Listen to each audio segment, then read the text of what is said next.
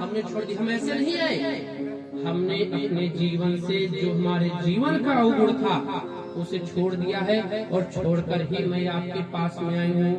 गोपियां कह रही हैं, मयि वम विभोर हति भवान गदितुम ऋषंशम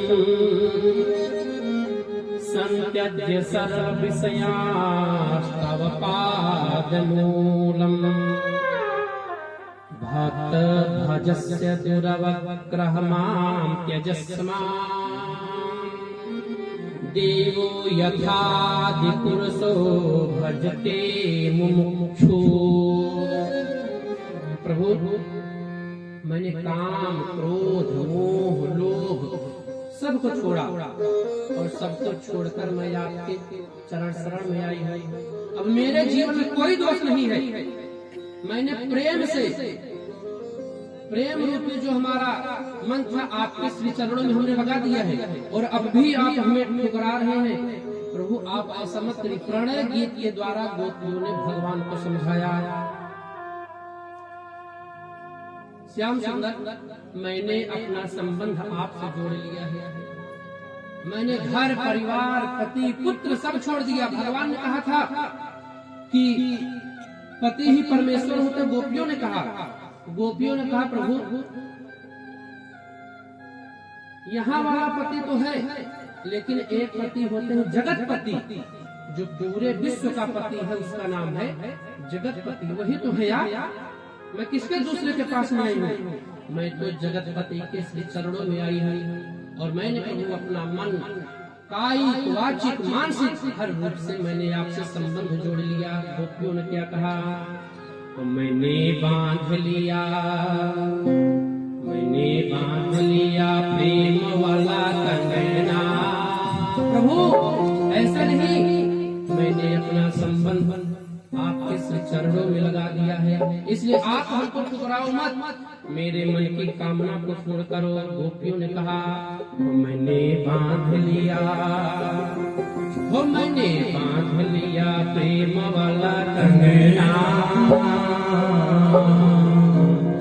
मैंने बांध लिया प्रेम वाला कंगना। आओ आओ हरि मोगे अंगना, आओ आओ हरि मोगे अंगना।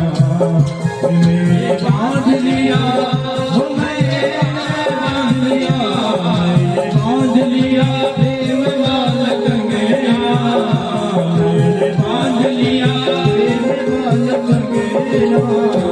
आओ हरि अंगना, आओ आओ हरि अंगना। मैंने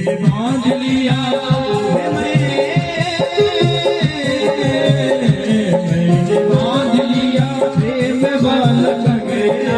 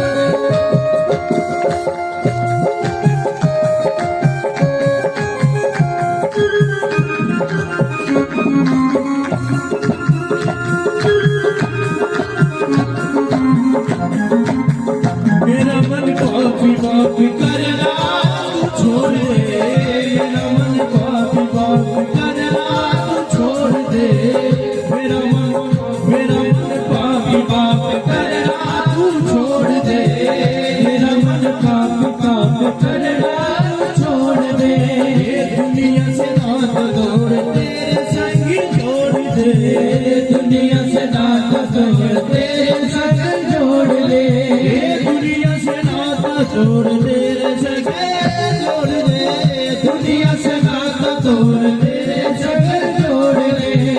मेरा मन पापी पाप करना तू छोड़ दे, मेरा मन पाप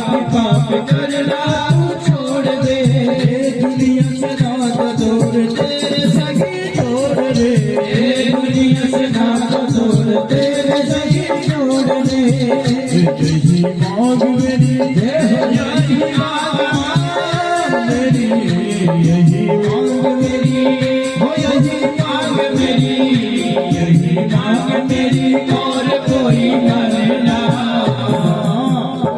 आओ आओ हरि रंगना, आओ आओ हरि रंगना, मैंने मांग लिया, मैंने बांध लिया, मैंने बांध लिया प्रेम वाला गगना, मैंने बांध लिया प्रेम वाला गगना।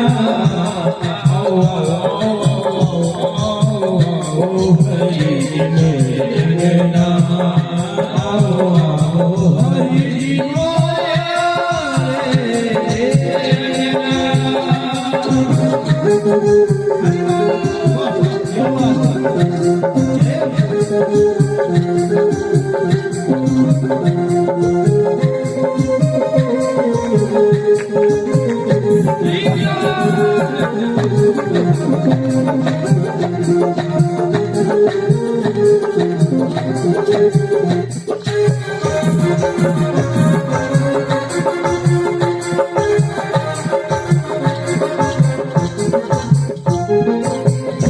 मेरे श्याम प्रभु तेरा गुरुआओ, मेरे श्याम प्रभु तेरा गुरुआओ, मेरे श्याम प्रभु तेरा ही गुरुआओ, मेरे श्याम प्रभु तेरा ही गुरुआओ, तेरा ही गुरुआओ, प्रभु तुमको मानाओ, कोई नहीं गुरुआओ, तब भी को मानाओ, मेरे श्याम प्रभु तेरा ही गुणगाओ, मेरे श्याम प्रभु तेरा ही गुणगाओ, तेरा ही गुणगाओ तुमको बनाओ, तेरा ही गुणगाओ तुमको बनाओ, तेरा ही गुणगाओ तुमको बनाओ, तेरा ही गुणगाओ तुमको बनाओ। इसलिए तेरे रंग ऊपर, तेरे रंग तेरे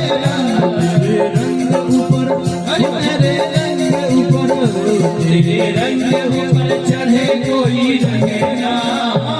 आओ आओ आओ हरि रंगना, मैंने बांध लिया, मैंने बांध लिया, मैंने बांध लिया प्रेम वाला रंगना। आओ आओ आओ हरि रंगना, आओ आओ हरि रंगना, आओ आओ हरि बोले।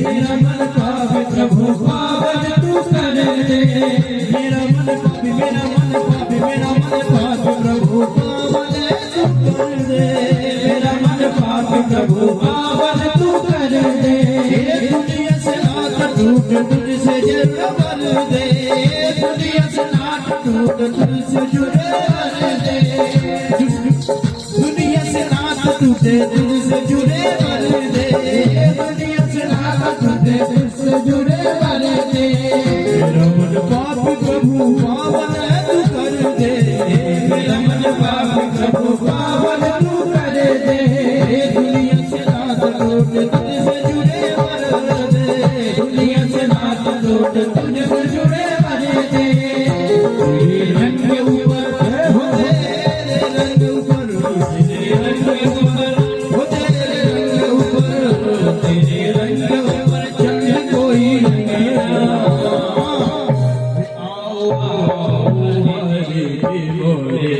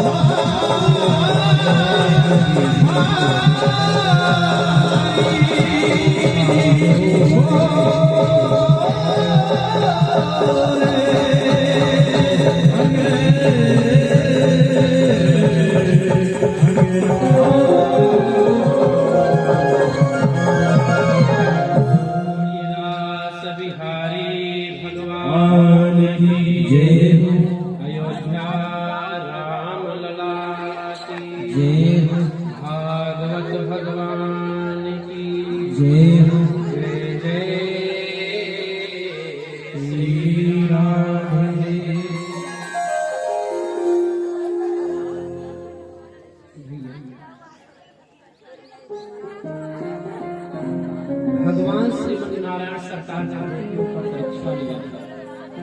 यह जो भगवान कह रहे थे ना, ये सब गोपियों की परीक्षा लेने के लिए भगवान कर रहे थे, और भगवान ने ही गोपियों को बुलाया। गोपियों की परीक्षा लिए, गोपियां परीक्षा में पास हो गई। अब भगवान ने पावन महाराज प्रारंभ किया। हे भैया, भगवान जब महाराज प्रारंभ किए गोपियों के साथ, तो महाराज ऐसे नहीं हुआ। महाराज में नारद, ब्रह्मा, शंकर सब पधारे। सभी देवी देवता जो भी इच्छित थे भगवान के रास में सम्मिलित होने के लिए, सभी महाराज में आ गए। शंकर भगवान भी चल पड़े। माता पार्वती तैयार होने लगी, प्रभु अब मैं जा रही हूँ वृंदावन के पावन पुलिन पर। भगवान महाराज प्रारंभ कर रहे हैं। भगवान शंकर ने कहा, देवी हमको भी ले चलिए। माता ने कहा, प्रभु वहां पर पुरुषों का प्रवेश वर्जित है।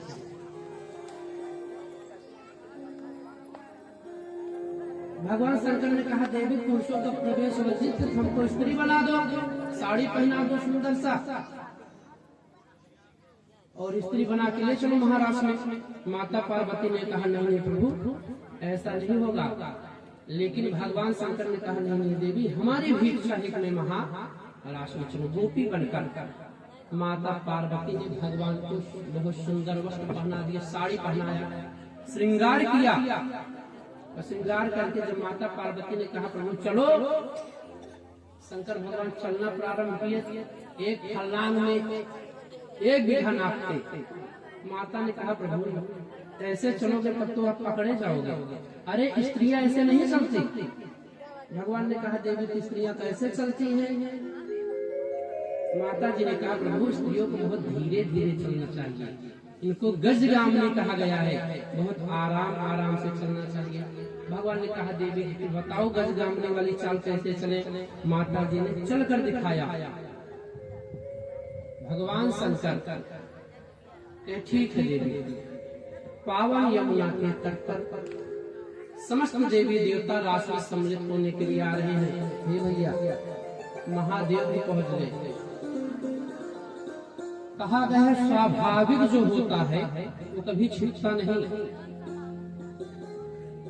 बोल चाल से पता चल जाता है, बोली से पता चल जाता है कौन कैसा है। अगर कोई कितना भी बनना चाहे वह छूटेगा नहीं, कहीं न कहीं वो गलती करेगा जरूर। ऐसे ही एक मंत्री जी थे। मंत्री जी राजा के यहाँ कार्यभार देखते थे। तो मंत्री ऐसे थे कि एक दो पुष्ट पहले से ही जो उनके पूर्वज लोग थे वो मंत्री पद संभालते हुए चले गए। कहने का मूल मतलब यह है कि जैसे कि नैसर्गिक जो है वो तो भगवान का दिया गया है, जो जन्म से होता है, लेकिन जो बनावटी होते हैं, बना के चल नहीं पाते, पकड़े जाएंगे। तो उनके आजा बाबा पर पाजा राजा के हम मंत्री पद को संभालते चले। इस बार जो मंत्री थे 3 भाई थे। तो मंत्री जी बहुत विद्वान थे, निपुण थे, चतुर थे। ऐसे व्यक्ति को ही मंत्री बनाया जाता है। राजा के मंत्री राज्य का कार्यभार देख रहे हैं। तीनों भाइयों का शादी हुआ, विवाह हो गया। तो उनकी पत्नियों ने कहा, देखते हो आप तो बड़े बड़े मंत्री हैं, राजा के यहाँ से वेतन पाते हैं, उनका घर परिवार खूब अच्छे चल रहा है। अरे पिताजी की संपत्ति थी, आप लोगों को भी मंत्री बनना चाहिए, आप अपने भैया से कहो। तो भाइयों ने कहा, नहीं नहीं, ऐसा नहीं है, बड़े भैया पढ़े लिखे हैं, इसलिए उनको मंत्री बने रहने दीजिए। हम लोग भी पढ़े लिखे, लेकिन हम मंत्री पद को नहीं संभालेंगे। पत्नियों ने बार बार कहा, नहीं नहीं, आप लोग भी मंत्री बनिए, अकेले अकेले मंत्री बने हैं, सब कुछ उन्हीं को मिलता है। भाइयों ने कहा, ठीक है, आने दीजिए, आज बड़े भैया से बात करते हैं, हम लोग भी मंत्री बनना चाहते हैं। सायंकाल के समय राज्य का कार्यभार हो जाने के बाद मंत्री जी घर पहुंचे, मुकुट वगैरह अपना उतार के रखे। दोनों भाई पास में पहुंचे, करें भैया हम भी मंत्री बनना चाहते हैं। बड़े भाई ने कहा, भैया मंत्री पद बहुत कठिन है, इसमें बहुत निपुण होना चाहिए, कैसे बात करना है, किससे यह आना चाहिए, किसी के सामने किस प्रकार से हमको जाना है, अपना बात कैसे रखना है, यह आना चाहिए। चतुरता होगी तभी बनोगे। उन्होंने कहा, नहीं नहीं, आप अकेले अकेले मंत्री बने रहते हो, हम भी मंत्री बनेंगे। बड़े भाई ने कहा, ठीक है, अगर मंत्री बनना है जाओ। कहा, एक एक दिन सभी लोग मंत्री बनेंगे। बड़े भाई ने कहा, ठीक है, मझले वाले जो है कल मंत्री बनेंगे। ये भैया प्रातः काल हुआ, स्नान किया, मंत्री वाला कपड़ा वगैरह पहन लिया, वेश धारण कर लिया, मुकुट लगा के, तलवार वगैरह ले लिया, बढ़िया पान वगैरह खा के चल पड़ा राजा के पास में। राजा के पास में पहुंचा तो राजा उस दिन मुंडन करवाए। मुंडन मतलब पता है, छोड़ कर सिर में बाल नहीं था। अब राजा को देखा तो हंसने लगा, ठहाका मार मार के। राजा का क्यों हंस रहा है? फिर हंसने लगा। राजा फिर डांटा, मोर कहीं का क्यों हंस रहा है? मंत्री ने कहा, महाराज मैं इसलिए हंस रहा हूँ, मैं सोच रहा हूँ जब आपका गला कटेगा तो आपके सिर को कैसे उठाएंगे। राजा ने कहा, तो बहुत मूर्ख है, ले जाओ इसको जेल में डाल दो। मंत्रियों ने पकड़ा, उसको जेल में डाल दिया, सेवकों ने पकड़कर जेल में डाल दिया। घर नहीं लौटा। दूसरे दिन दूसरा भाई पहुंचा, उसका नंबर था, आज मंत्री बन के जाना है, सुबह से बहुत पसंद था, नहाया, पूजा पाठ किया, कपड़ा मंत्री वाला पहना, मुकुट लगाया, तलवार हाथ में लिया, पान का बीड़ा मुंह में लिया, चबाते हुए पहुंचा राजा के सामने। राजा को प्रणाम किया, महाराज आशीर्वाद दिए। महाराज कौन हो? मंत्री ने कहा, मैं वही जो कल मंत्री जी आए थे, उनका छोटा भाई। उन्होंने कहा, महाराज कल मेरा भाई जो आया था घर नहीं पहुंचा। महाराज ने कहा, रे वो तो बहुत बड़ा मूर्ख है, मैंने उसको जेल में डाल दिया है। तो मंत्री ने कहा, महाराज किस कारण से जेल में डाल दिए हो? राजा ने, अरे बताओ, भला कह रहा है। महाराज जब गला कटेगा तो आपके सिर को कैसे उठाएंगे? मंत्री ने कहा, अरे महाराज सच में मूर्ख है, अब उसको यह नहीं पता है, अगर सर में चुटिया नहीं है तो मुंह में लाठी डाल के खा लेगा। ले जाओ इसको भी जेल में डाल दो। हे भैया बनावटी आप कितना भी कर ले तो छुपने वाला, कपड़ा पहनने से, पान खाने से, किसी का नकल करने से नैसर्गिक बुद्धि नहीं आती है। भगवान शंकर भी स्त्री बन गए। स्त्री बनने का मतलब यह कि नैसर्गिक तो है नहीं, गलती तो होगा जरूर। चल पड़े रास में, और रास में जा कैसे रहे हैं माता पार्वती के साथ में। एक दिना भोले भंडारी बन करके ब्रज नारी वृंदावन आ गए, वृंदावन आ गए। एक दिना भोले भंडारी बन करके ब्रज नारी वृंदावन आ गए, वृंदावन आ गए। देवी मना के हारे हो, पार्वती मना के हारे, नमने त्रिपुरारे वृंदावन आ गए, वृंदावन आ गए। एक दिन वो भोले भंडारी बन के ब्रज नारी वृंदावन आ गए, वृंदावन आ गए। मना के हारे नमने त्रिपुरारे वृंदावन आ गए, वृंदावन आ गए।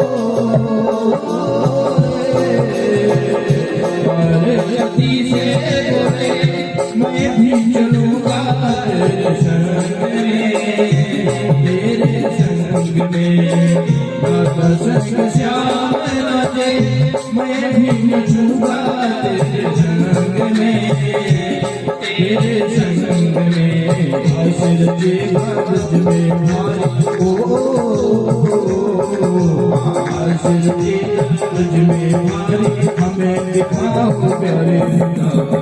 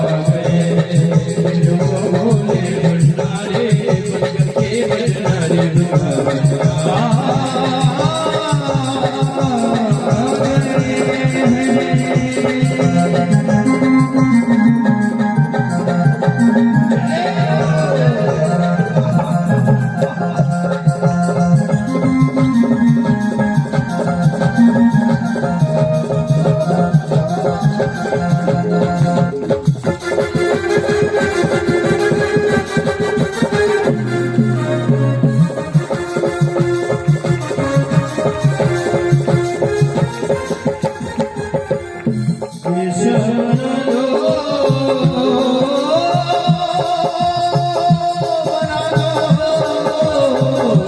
ऐसा बना दो है, कोई न जाने इस राज को, ऐसा बना दो मुझको, कोई न जाने इस राज को, इस राज को। मैं हूँ सहेली तेरी, ऐसा बताना ब्रजराज को, ब्रजराज को, ऐसा बताना मुझे, ऐसा बताना मुझे।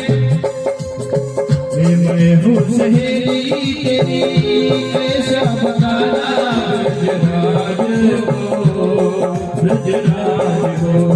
पलक चूड़ा, पलक चूड़ा पहन के साड़े, चल चले तुम्हारी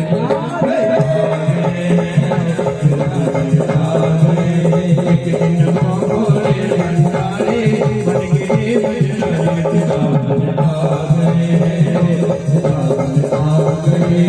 एक दिन मोरे भंडारे बन गए बजरंग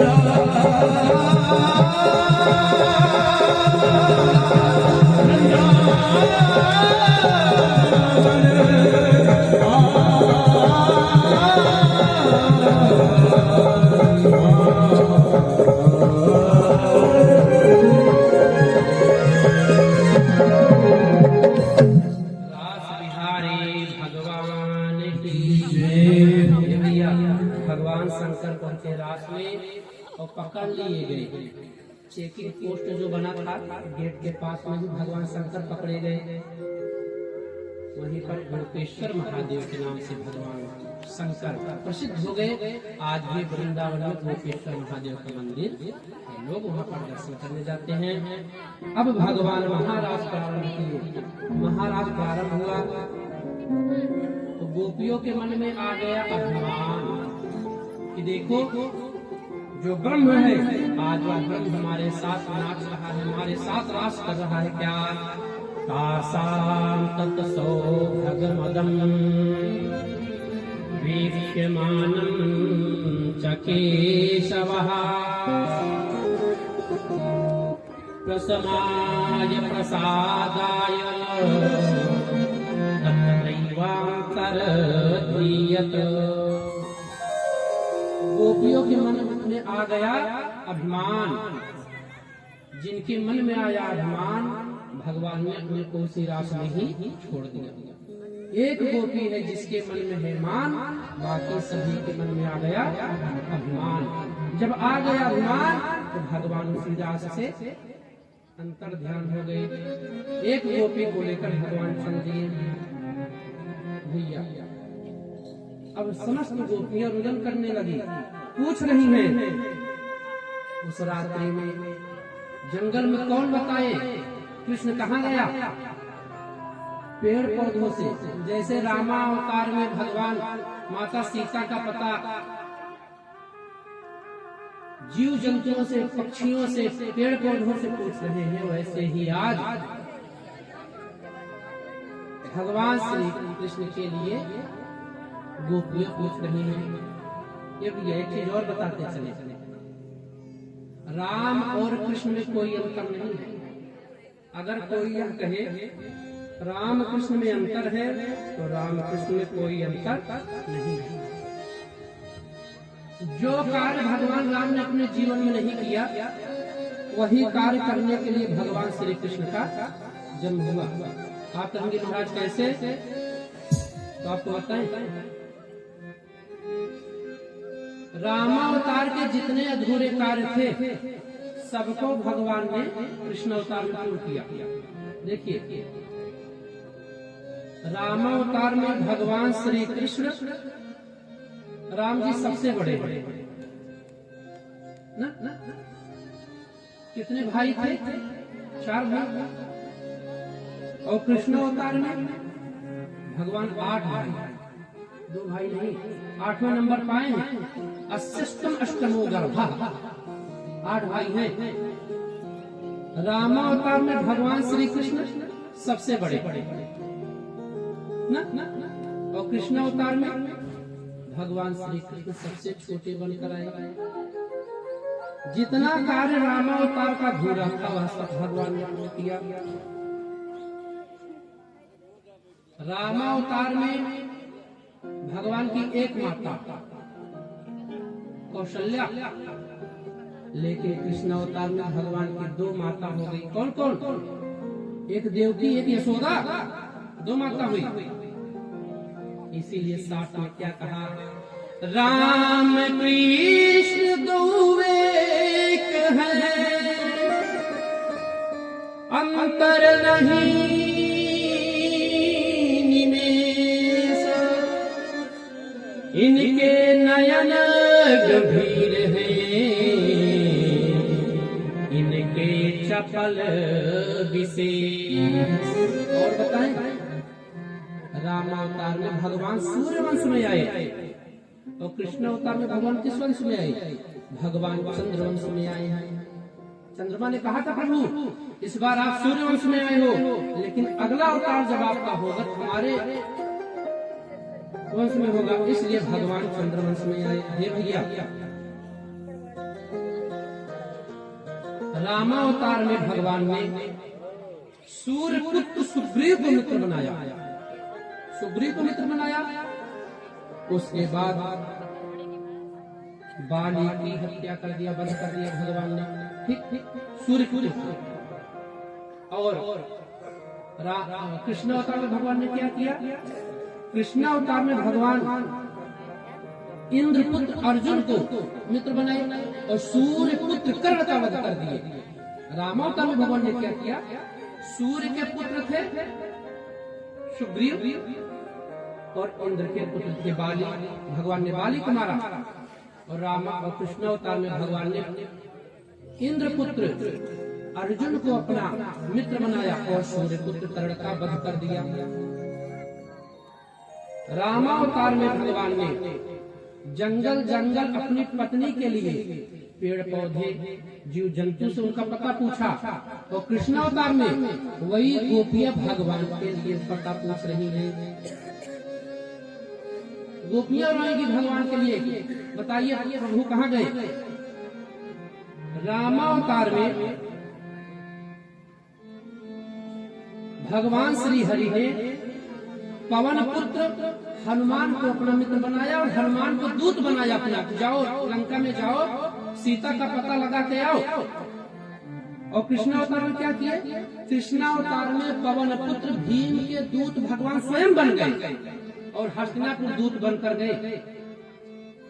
इसीलिए कहा गया राम और रामावतार कृष्ण अवतार में कोई अंतर नहीं, अंतर सिर्फ यही है कि भगवान ने जो लीला नहीं संपन्न कर पाए थे रामावतार में, उसको कृष्ण अवतार में किए। हे भैया, रामावतार में भगवान के जितने भक्त थे, बानर भालू, सभी ने भगवान के लिए पत्थर उठाया, सबको पता है। कृष्ण अवतार में भगवान ने उठाया, भगवान ने गोवर्धन को उठाया अपने भक्तों की रक्षा के लिए। रामावतार में भगवान ने एक बार माता कौशल्या को विराट स्वरूप का दर्शन कराया है, सिर्फ एक बार। कृष्ण अवतार में भगवान ने एक बार नहीं, भगवान ने 2 बार विराट स्वरूप का दर्शन कराया। एक बार दूध पीते समय माता का और एक बार मिट्टी खाते समय। इसमें सब कथा एक जैसा है, एक जैसा पूरी कथा है, लेकिन एक अंतर है। दोनों युग में अवतार में एक कथा एक जैसी है, बाकी सब अलग अलग। उसके विपरीत एक कथा यह है कि रामावतार में भगवान ने सर्वप्रथम एक स्त्री का वध किया, नाम था ताड़का। और कृष्ण अवतार में भी भगवान ने सबसे पहले स्त्री से ही प्रारंभ किया। 6वें दिन पूतना का वध भगवान ने कर दिया। और बाकी जितने भी भगवान ने जितना लीला किया,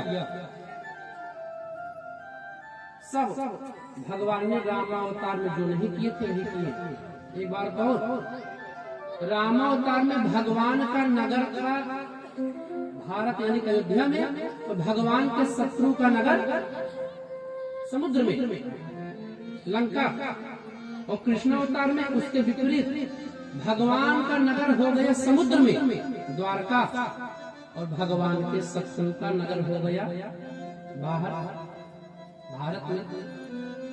तो संतों ने बताया भगवान श्री हरि जो लीला रामावतार में मर्यादित कार्य था, जो नहीं कर पाए वही सब करने के लिए कृष्ण अवतार उन्होंने लीला किया। इसीलिए संतों ने कहा राम कृष्ण दो एक हैं, अंतर नहीं निवेश, इनके नयन गंभीर हैं, इनके चपल विशेष। अब समस्त गोपिकाएं भगवान के जाने के बाद जंगल के लता पत्राद से पूछ रही हैं, हे वृक्ष यह बताओ श्याम सुंदर को आपने देखा है क्या?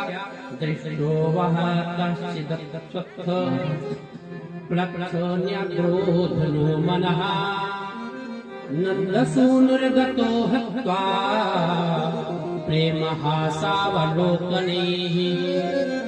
समस्त गोपियां रुदन कर रही हैं, रुदन कर करके पूछ रहे, हे पीपल भैया आपने कहीं पर श्याम सुंदर को देखा है? हे बरगद भैया आपने कहीं पर श्याम सुंदर को देखा है? हे आम आपने कहीं श्याम सुंदर को देखा है? इसी प्रकार से गोपियां रो रो कर पूरे जंगल में वृक्षों को पकड़ पकड़ के पूछ रही, आपने कहीं पर श्याम सुंदर को देखा है क्या? एक गोपी ने कहा, रे रे गोपी, अरे इस तुलसी से पूछो, यह तुलसी जो श्री हरि के चरणों में हमेशा पड़ी रहती है, यह तुलसी ही बताएगी किसने श्याम सुंदर को देखा है, इसको पता होगा। एक गोपी कहती है, क्या पूछे, ये तो हमारी सौतन है, यह तो श्याम सुंदर का पता बताएगी नहीं। समस्त गोपियां तुलसी से पूछ रही है, कैसी तुलसी कल्याणी गोविंद चरणा प्रिय। हे तुलसी, क्या तुमने हमारे श्याम सुंदर को देखा? अभी अभी हमारे पीठ में श्याम सुंदर हमारे साथ में थे, लेकिन पता नहीं कहाँ चले गए। गोपी ने कहा, यह तुलसी क्यों बताएगी? इसको तो हमसे ईर्ष्या है, इसलिए तुलसी बताने वाली नहीं है। आम का वृक्ष मिला, आम के वृक्ष को गोपियां पकड़ के पूछ रही, हे आम भैया आप यह बता दो हमारे श्याम सुंदर कहाँ गए हैं? तुलसी के बाद आम से पूछे, कटहल का वृक्ष उससे पूछा जा रहा है, बरगद से पूछा जा रहा है। रो रो के पूरी रात उसी जंगल में गोपियां भगवान श्याम सुंदर का दर्शन करने की लालसा लिए हुए पूछ रही हैं। सुखदेव जी महाराज कहते हैं, राजन जब ये गोपियां रो रही थी तो व्यास जी ने इस रोने की जो क्रिया थी उसको गोपी गीत के नाम से बता दिया। रो रो के गोपियां क्या कर रही है, जयति तेधिकम जन्मना ब्रजः श्रयत इंदिरा शाश्वदात्रहि। गोपियां कह रही हैं, हे श्याम सुंदर आज तुम हमको इस जंगल में छोड़कर चले गए, लेकिन यह नहीं जानते आपके जन्म लेने के कारण ही जो आज यह ब्रज है, यह ब्रज यहाँ नहीं, यह ब्रज वैकुंठ तक प्रसिद्ध हो गया। वैकुंठ में भी इस ब्रज को लोग सम्मान से इसका नाम लेते हैं। लोग ब्रज आना चाहते हैं कि एक बार हम ब्रज पहुंच जाएं और ब्रज पहुंच करके हम ब्रज का दर्शन कर लें। आप इस ब्रज को छोड़ के चले गए। जब से आपका जन्म हुआ इस ब्रज में माता लक्ष्मी आकर के झाड़ू लगाती है। उनको पता है कि किस तरफ से आप निकलेंगे, इसलिए माता लक्ष्मी आकर इस ब्रज में स्थान स्थान पर झाड़ू लगाते हैं। और उनके हाथों का जो सुगंध है, श्रयत इंदिरा शाश्वत रही, उनके हाथों में जो पद्म नामक पद्म है, कमल है, उस कमल की खुशबू से यह पूरा ब्रज सुगंधित हो रहा है। और आज आप हमको छोड़कर चले गए हैं। इस ब्रज के को लोग सम्मान की दृष्टि से देखते हैं, सम्मान से इस ब्रज का नाम लेते हैं। और प्रभु आज आप इस महाराज से हमको छोड़कर चले गए। गोपियां कहती क्या है, एक रजरेणुका पे रजत प्रहार बारो, क्षीर सुधा सिंधु बारो, यमुना ललाम पे 12 कोटि कामधेनु एक एक कपिला पे, 12 कल्प तर को कदम्बयाभिराम है। प्रभु आपसे हमारा प्रणय है, हमारा निवेदन है, आप शीघ्र शीघ्र जल्द से जल्द आप अपना हमको दर्शन कराना। अरे हम गोपियों के मन में अभिमान आ गया, आपने छोड़ दिया। हमको तो यह लगता है हमसे अच्छे तो यहाँ इस ब्रज के जो चूहे बिलार पशु पक्षी हैं ये हैं, क्योंकि नित्य प्रति आपका संग आसंग प्राप्त करते रहते हैं और आप इनको दर्शन देते हो। और आज इस अंधेरी रात में आप हमको छोड़कर चले गए। मेरे मन में अभिमान आ गया, हाँ, क्योंकि मेरे अंदर दोष है, इसलिए आप कृपा करके हमको शीघ्र शीघ्र जल्द से जल्द दर्शन दे। गोपियां कहते हैं, धन्य धन्य वृंदावन वासी, बिलाव चूहे जो मंदिर में घुस के प्रभु का प्रसाद पाते हैं। हमसे अच्छे हैं यहाँ के जीव जंतु, जिनके अंदर प्रभु किसी प्रकार का कोई अभिमान नहीं आता, और आप उनको स्पर्श करते हैं, आपको देखते हैं। इस प्रकार गोपियां भगवान से बार बार प्रार्थना कर रही है, कहती है, तव कथा में तप्त जीवन। आपकी मंगलमय कथा ऐसी है जिसको श्रवण करने मात्र से सभी का कल्याण हो जाता है।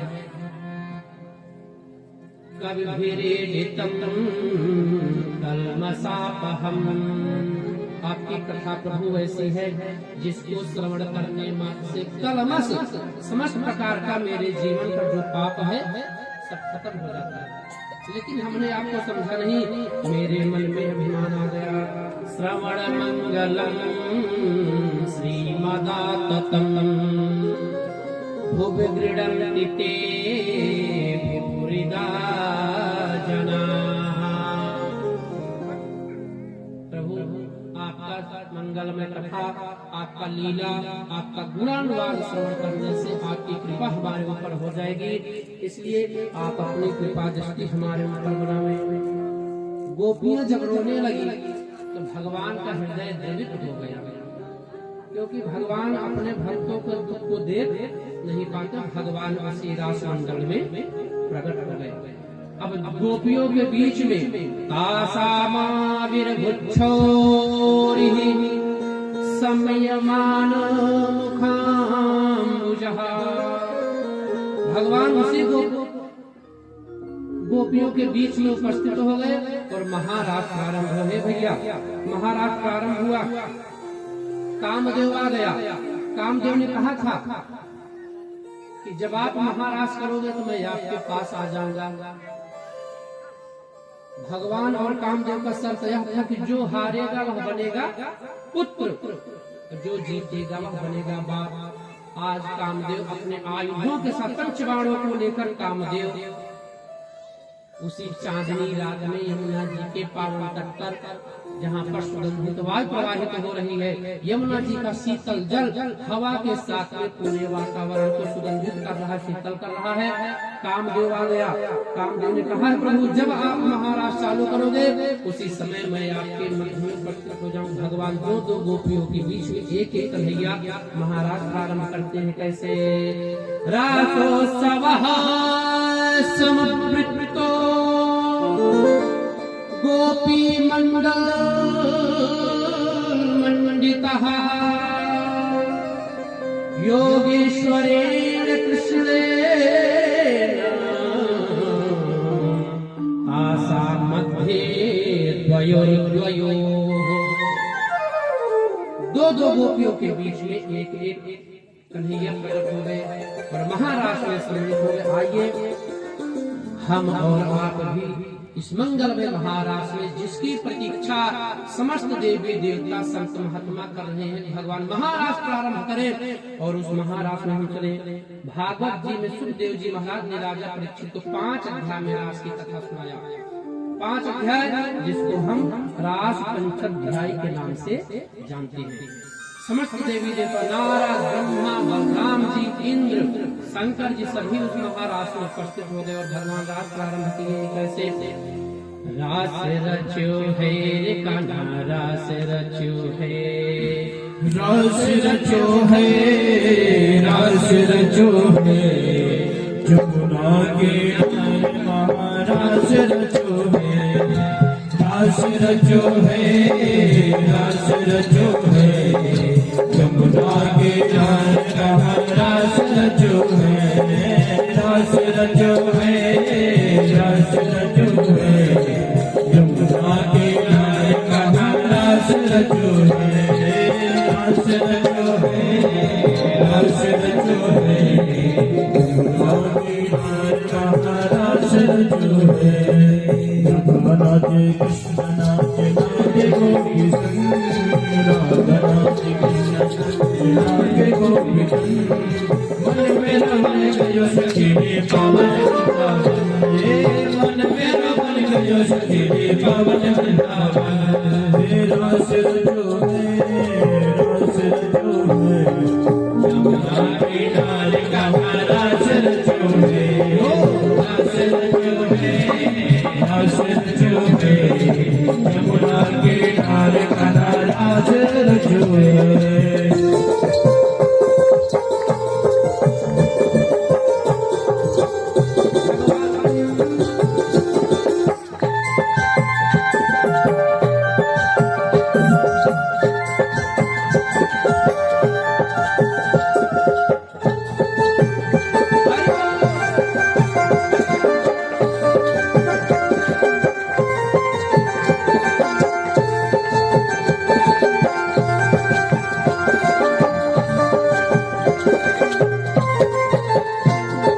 सूरज नाच चंद्र नाच नाचता गण, सूरज नाच चंद्र नाच नाचता गण, मन मेरो बन गयो सखी रे पावन वृंदावन, मन मेरो बन गयो सखी रे पावन वृंदावन, सूरज नाच चंद्र नाच नाचता गण, सूरज नाच चंद्र नाच नाचता गण, हे मन मेरो बन गयो सखी रे पावन वृंदावन, मन मेरो बन गयो सखी रे पावन वृंदावन, रास रचो है, रास रचो है, किनारे का रास रचो है, रास रचो है, रास रचो है, किनारे का रास रचो है।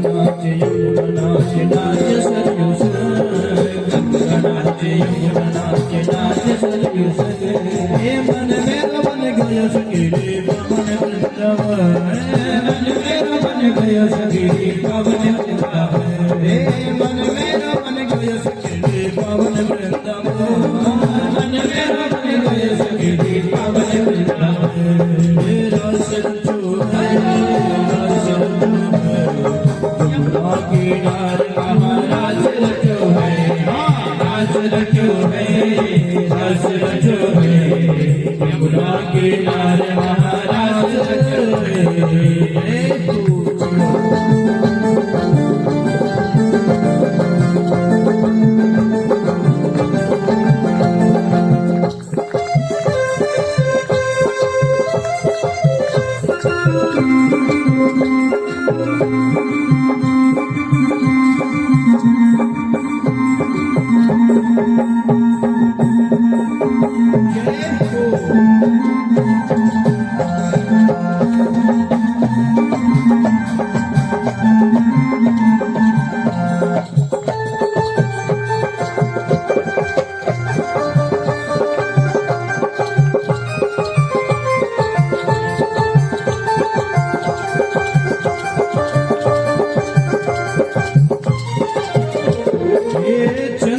रड़ी सा श्याम सरोना दुई आंखें गजरारी चंद्र की रड़ी सा श्याम सरोना दुई आंखें गजरारी ठुमक ठुमके नचे गोपियन के संग जग का पालनहारी ठुमक ठुमके नचे गोपियन के संग जग का पालनहारी सारे बिहारी संग राधा कुमारी सारे बिहारी संग राधा कुमारी ब्रज में नाच श्याम संग राधा नाच रे श्याम संग राधा नाच रे श्याम संग राधा नाच रे दास रचो यमुना किनारे महाराज रचो दास रचो दास रचो यमुना किनारे महाराज रचो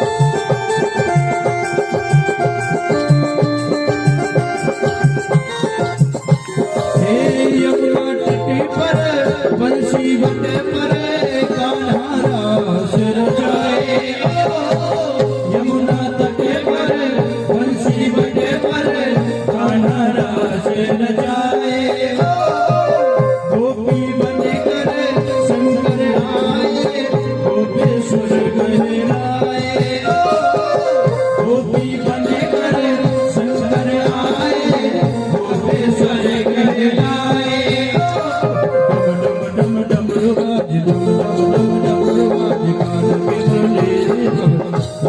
साज रे श्याम संग राधा नाच रे श्याम संग राधा नाच रे रास रचो रे यमुना किनारे महाराज रचो रास रचो रे यमुना किनारे महाराज रचो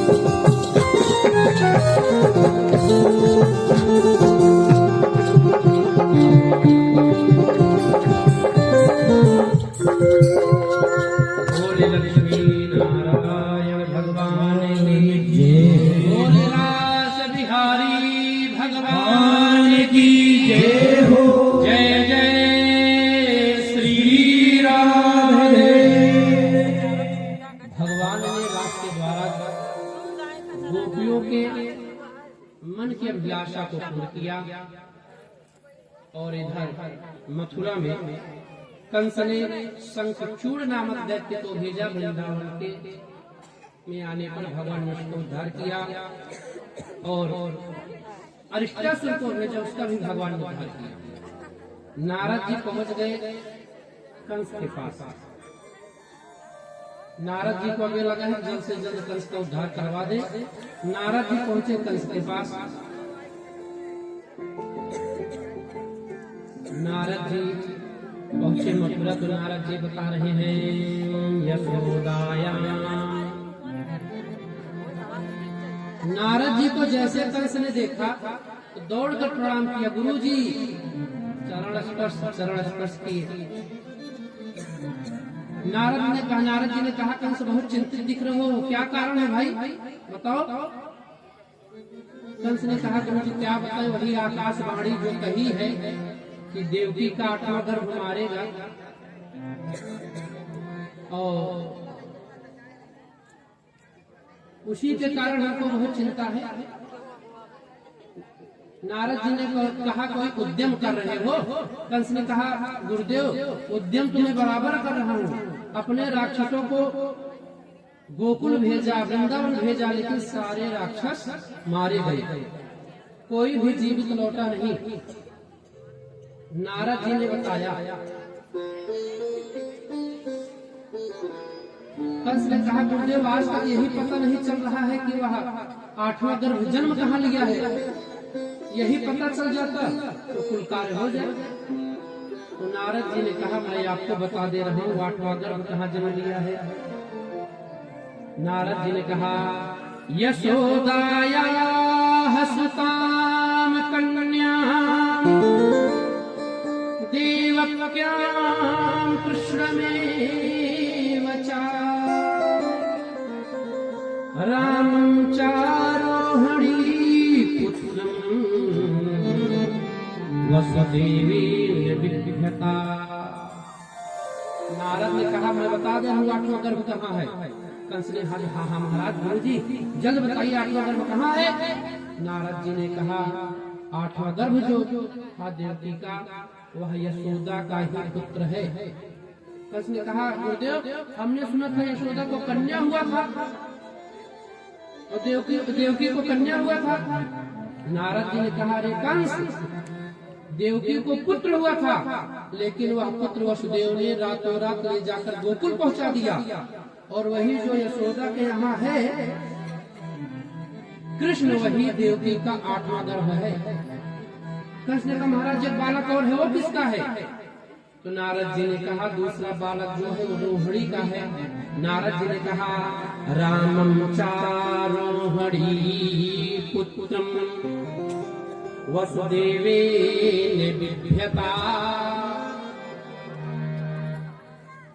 कंस ने कहा हमारे राज्य में इतना बड़ा कार्य हो गया, रातों रात बालक गोकुल पहुंच गया, हमको नहीं पता, और हमने वसुदेव और देवकी को जेल से मुक्त कर दिया।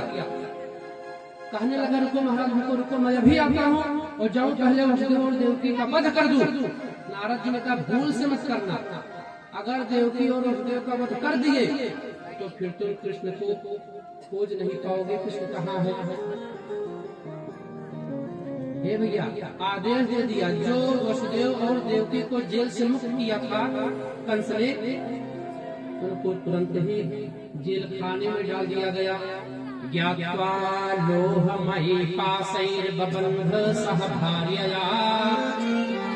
पुनः देवकी और वसुदेव को कंस ने जेल में डाल दिया, हाथ में हथकड़ी पैर में बेड़ी पड़ गया।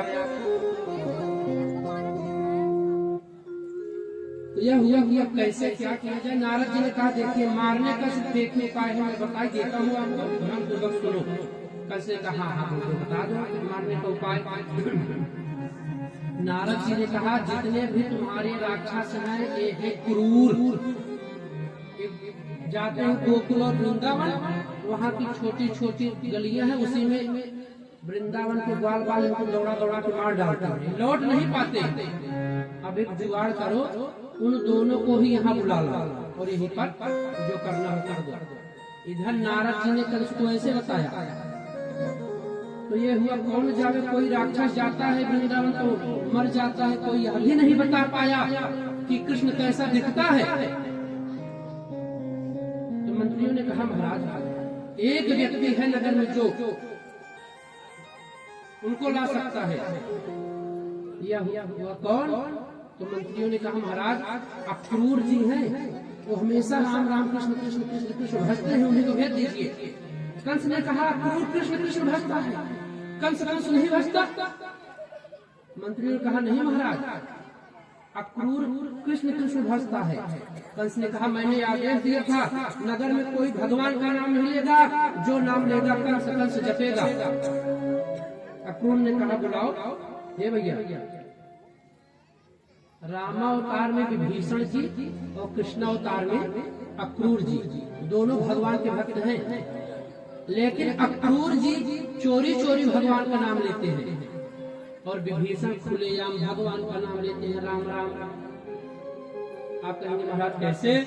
तो ऐसे जब लंका में पता चला विभीषण राम राम कहता है, मंत्रियों ने कहा महाराज आपने कहा है कोई भगवान का नाम न ले, रावण रावण रावण रावण जपना है, लेकिन आपका जो छोटा वाला भाई वो रावण रावण नहीं जपता, तो राम राम जपता है। रावण बिगड़ गया, बुला चला विभीषण को, अभी दंड देते हैं। विभीषण राजसभा में उपस्थित हुए, हाथ जोड़े। रावण ने कहा विभीषण मैं सुन रहा हूँ कि तुम मेरा नाम नहीं लेते। विभीषण ने कहा भगत कौन बता दिया कि मैं आपका नाम नहीं लेता? रावण ने कहा मंत्रियों ने बताया है तुम राम राम जपते हो। विभीषण ने कहा हाँ हाँ भैया मैं राम राम जपता हूँ। रावण ने कहा बताओ तो मेरा नाम क्यों नहीं जपते? सभी लोग पूरे नगर में रावण रावण रावण रावण जपा जाता है और तुम नगर में राम राम जप रहे हो। विभीषण ने कहा भैया क्या बताएं, मैं तो आपका नाम जपता ही हूँ, आपके नाम के साथ साथ मैं अपने भाभी जी का भी नाम जपता हूँ। रावण और मंदोदरी कहने में बहुत लंबा हो जाता है, बड़ा पड़ता है, इसलिए रावण का रा और मंदोदरी का माँ दोनों निकालकर मैंने उसको राम कर दिया। इसलिए मैं भैया रावण रावण जपता हूँ, मंदोदरी मंदोदरी बड़ा पड़ रहा था, इसलिए मैंने उसको छोटा कर दिया, राम राम कहने लगा। रावण ने कहा कि ये बात है। विभीषण ने कहा हाँ भैया नाम बहुत बड़ा था ना, इसलिए मैंने उसको रावण का रा ले लिया और मंदोदरी का मन। मैं जितना प्रेम आपसे करता हूँ उतने प्रेम में भाभी से करता हूँ, इसलिए मैं दोनों लोगों का हाँ रावण का ठीक ठीक जाओ जाओ राम राम जपो जाओ। और द्वापर में क्या है? द्वापर में अक्रूर जी चोरी चोरी भगवान का नाम जपते हैं। पता है कि कंस है, दुष्ट है, वध कर देगा। कंस ने कहा बुलाओ मैं अक्रूर का वध कर दूं। मंत्रियों ने कहा महाराज वध मत करो, पहले अक्रूर से अपना काम निकाल लो तब वध करो। कंस ने कहा ठीक है। अक्रूर को बुलाएगा, अक्रूर जी आएंगे। कंस बुला रहा है, क्या बात है? कभी किसी सज्जन को किसी दुष्ट व्यक्ति कोई बुलावे तो समझ लो कोई न कोई बात है, क्योंकि दुष्ट का मित्रता सज्जन से हो नहीं सकता। आज आदेश हो गया, कंस बुला रहे हैं। जब कंस आया, कंस के पास में अक्रूर जी पहुंचे तो कंस क्या कह रहा है? भो दान पते मह्यम क्रियता मैत्र माद्रिकः गृहीत्वा पाणिनं पाणिं तत् क्रूरमुवाच। हो आज एक दुष्ट कंस कितने प्रेम से बोल रहे हैं अक्रूर से, भो दान पते मह्यम। अरे अरे अक्रूर जी आप तो हमारे बहुत अच्छे मित्र हो, बताओ मित्र हो कि नहीं? अक्रूर जी ने कहा हाँ तो है आप, और आप इतने विद्वान हो, हमारी आपकी मित्रता सभी लोग जानते हैं कि कंस और अक्रूर की मित्रता कैसी है। ये भैया अगर दुष्ट व्यक्ति कभी बहुत प्रेम से बात करे तो समझ लो दाल में कुछ काला जरूर है। आज दुष्ट कंस कह रहा है भो भो दान पते मह्यम प्रियता मैत्र माद्रिकः न्यान्यस्तत्तो हिततमो विद्यते भोज विष्णु। कंस कह क्या रहा है? अक्रूर मेरा एक काम है, अभी तो मैं कार्य कर सकता हूँ, लेकिन जैसे इंद्र सर्व सामर्थ्यवान होने पर भी भगवान नारायण का सहारा लेते हैं, वैसे भी मैं भी कर सकता हूँ अपना काम, लेकिन मैं तुम्हारा सहारा लेना चाहता हूँ। मित्र क्या तू मेरा कार्य करेगा? अक्रूर ने कहा महाराज बताओ काम क्या है, काम तो बताओ पहले। तो राम कंस कह रहा है मित्र करना कुछ नहीं है, वृंदावन जाके नंद और वसुदेव के नंद का जो छोरा है उसी को लेकर चले आना। अक्रूर ने कहा अच्छा महाराज करोगे क्या? अक्रूर ने कहा बस आप जाओ लेके आओ। अक्रूर ने कहा महाराज एक बार बताइए क्या करोगे आप?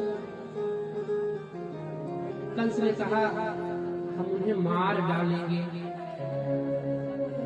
अक्रूर ने कहा अगर नहीं मरे तो? कंस ने कहा नहीं मरेंगे तो हमारा जो हमारे विवाह में हाथी मिला है कुवलिया पीड़ उसी हाथी से कुचलवा देंगे इनको। अक्रूर ने हाथ जोड़ा और कहा अगर नहीं मरे तो? क्रोधित हो गया। अरे अक्रूर नहीं मरे तो हमारे पास में हमारे जो सल तोसल नामक पहलवान हैं उनसे मैं उनका वध करवा दूंगा। अब धीरे धीरे हाथ तलवार को लगा रहा है। अक्रूर ने कहा एक बात और बता दो अगर नहीं मरे तो? गरज पड़ा अगर नहीं मरे अक्रूर मैं सभी सैनिकों को आदेश दे दूंगा कि इन दोनों को मार डालो। अक्रूर ने कहा अच्छा एक बात और बता दो फिर भी नहीं मरे तो? कह रहा है नहीं मरे तो हमारे जो मित्र हैं जरासंध दुविध पौंड्रक सबको एकत्रित करके मैं ब्रजवासियों का धन छीन लूंगा, इन सभी को मार डालूंगा। अक्रूर जी ने कहा ठीक है।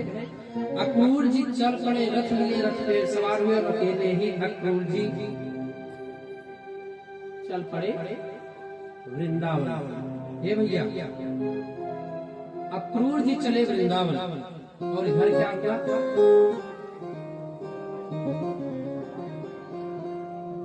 रथ पर अक्रूर जी रथ को चला रहे हैं, साथ में मन में नाना प्रकार की कल्पना कर रहे हैं कि मैं तो भगवान का दर्शन करूंगा। चल रहे हैं भगवान श्री कृष्ण का दर्शन होगा। इस भावना के साथ अक्रूर जी रथ को चलाते हुए भगवान के पावन नाम का स्मरण करते हुए अक्रूर जी वृंदावन चले जा रहे। सुबह से चले अक्रूर जी चलते चलते पहुंच गया शाम के समय अक्रूर जी पहुंच गए और अपने भाग्य को सराह रहे हैं। किम मया चरितम भद्रम किम तप्तम परम तपः, कि मैंने पूर्व जन्म में क्या ऐसा कार्य किया जिस कार्य के करने मात्र से आज मेरा भाग्य उदय हुआ और मैं भगवान का दर्शन करूंगा। ऐसा मन में विचार करते हुए अक्रूर जी रथ को लेकर वृंदावन की तरफ चल पड़े। हे भैया पहुँचते पहुँचते शाम हो गया। वृंदावन में पहुँचे तो देख क्या रहे हैं, सायंकाल समय में भगवान हाथ में गाय दुहने के लिए पात्र को लिए हैं। राम और श्याम दोनों भाई गौशाला में प्रवेश कर रहे हैं। अक्रूर जी को देखे दोनों भाई दौड़ पड़े। अक्रूर जी को प्रणाम किए, काका जी प्रणाम। अप्यंघ्रिमूले पतितस्य मे विभुः। अक्रूर जी को देखकर बलराम और भगवान श्री कृष्ण दौड़ पड़े, अक्रूर जी को प्रणाम किए, रथ से उतरे, अक्रूर जी को ले गए, ले जाकर उनके चरण को धुले। अक्रूर जी सोचे मैं तो सोच रहा था कि ये दोनों भगवान है, यह भगवान है, लेकिन यह भगवान नहीं, यह तो देखो मेरा पाँव पखार रहा है। मन में यह बात है। अक्रूर जी रात्रि काल समय में भोजन किए, भोजन करने के बाद भगवान श्री कृष्ण अक्रूर जी से पूछ रहे हैं, अक्रूर जी से आपके आने का क्या कारण है? अक्रूर जी ने सब साफ साफ बता दिया। भगवान कह रहे हैं पृष्ठो भगवता पूसर्वं वर्णयामास माधवा वैरानुबन्धं यदुषु वसुदेव वधोद्यमम्।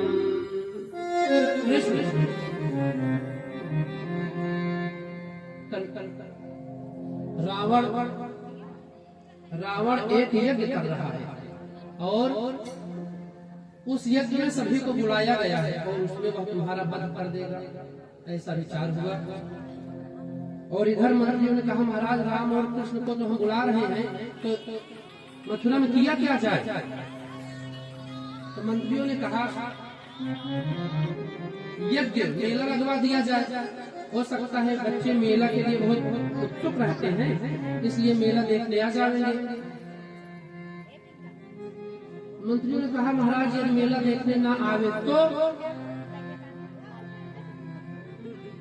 एक मंत्री ने कहा महाराज मेला मत लगवाओ, यहाँ पर दंगल करवा दो, दंगल देखने जरूर आवेंगे।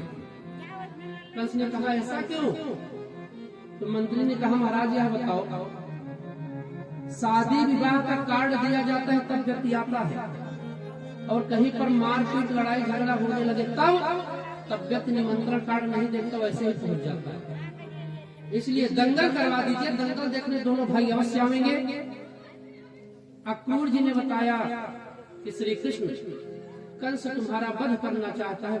भगवान श्री कृष्ण ने अक्रूर जी के मुख पर हाथ रख दिया, बाबा बस अभी हवा और किसी को पता नहीं चलनी चाहिए।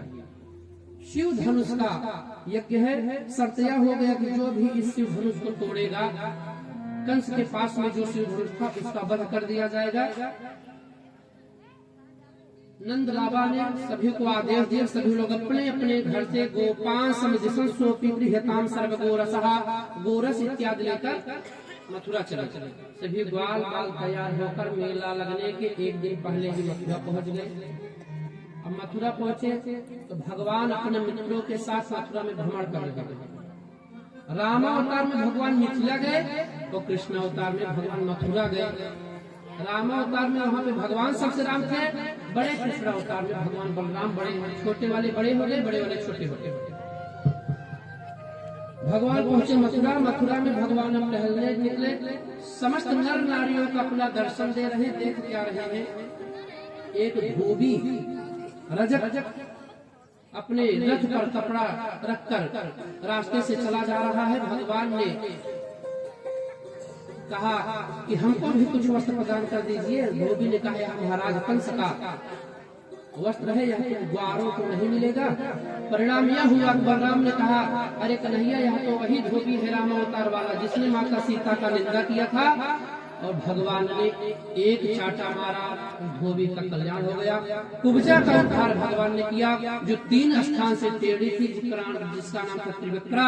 त्रिवक्रा का भगवान ने उद्धार किया और नाम उसका कल्याण हुआ। इस प्रकार भगवान सभी का उद्धार करते हुए पहुंचे। रंगशाला यज्ञशाला में सर्वप्रथम भगवान ने वलिया पेड़ नामक हाथी का उद्धार किया।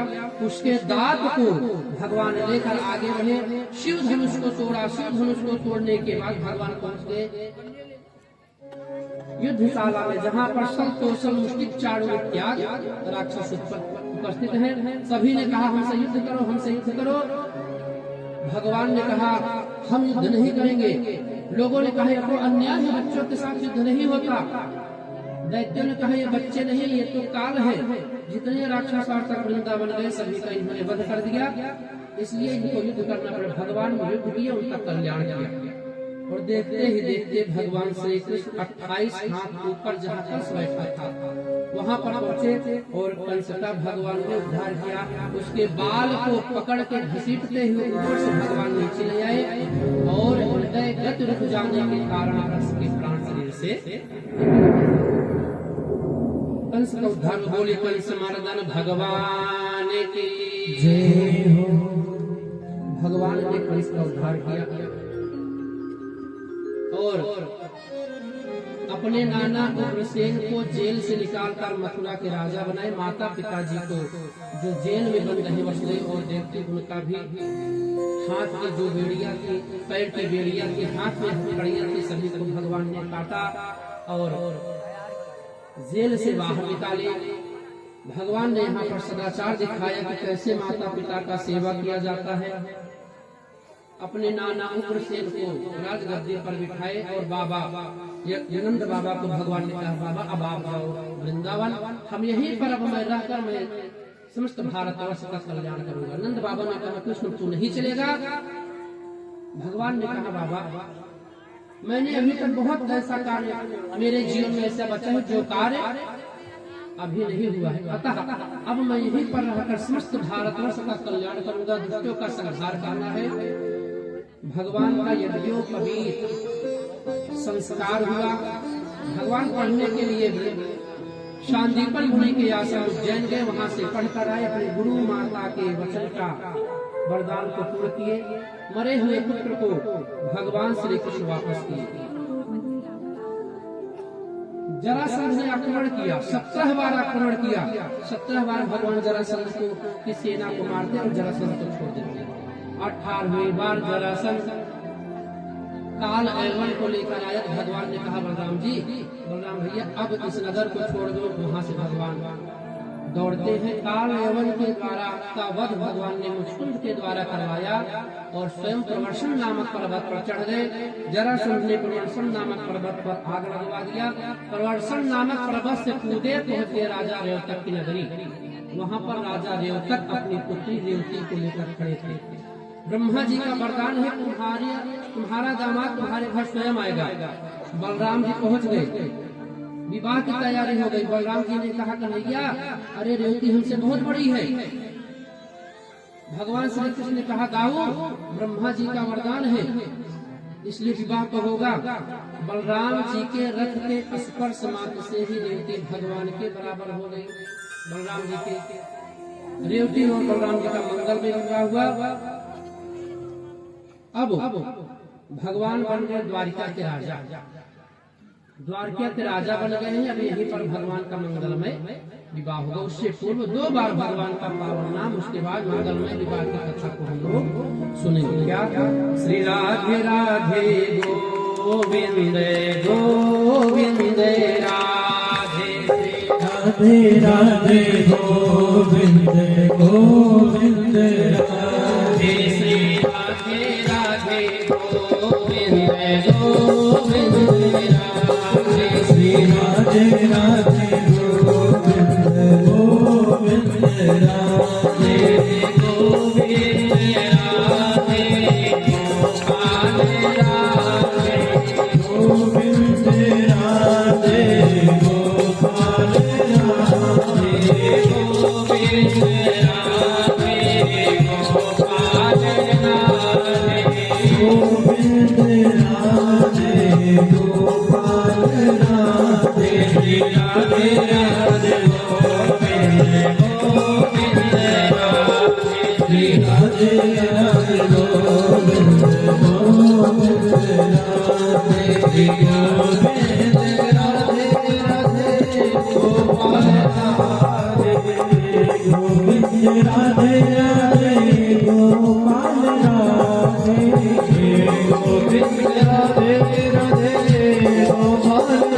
राधे, गोविंद राधे राधे गोपाल राधे,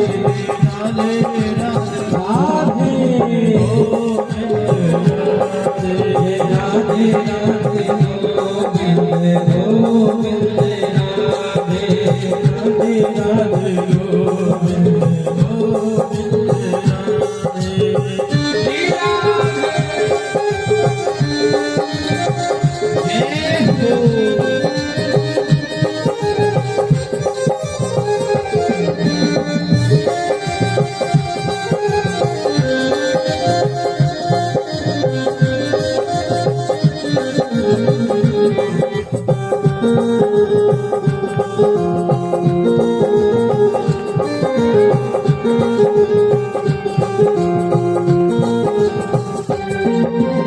गोविंद राधे राधे गोपाल राधे, गोविंद राधे राधे गोपाल राधे, गोविंद राधे राधे गोपाल राधे, गोविंद राधे राधे गोपाल राधे, राधे राधे गोविंद गोविंद राधे, राधे राधे गोविंद गोविंद राधे, राधे राधे गोविंद गोविंद राधे, श्री राधे राधे गोविंद गोविंद राधे,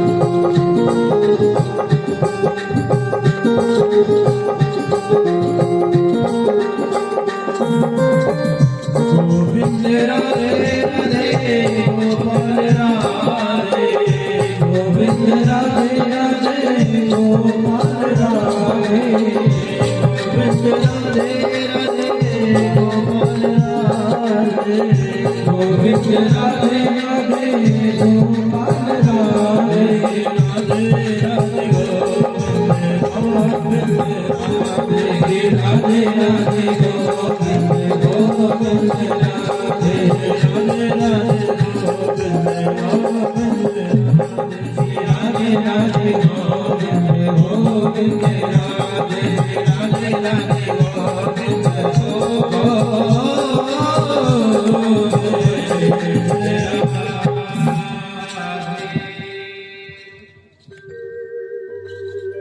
श्री सीताराम। श्री चंद्र प्रकाश मिश्र मटियारी विधायक जी के बड़े भ्राता हम सभी के बीच में उपस्थित हुए हैं।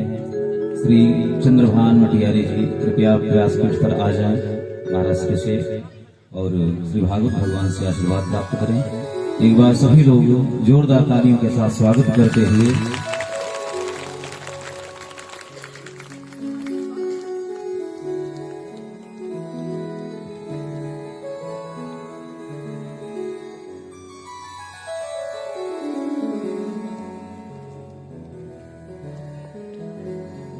और आप चंद्रकांत मिश्रा जी के जीजा जी भी हैं। भागवत भगवान की आप पर कृपा सदैव ही बनी रहे। और आइए हम आप सभी कथा की ओर चलते हैं।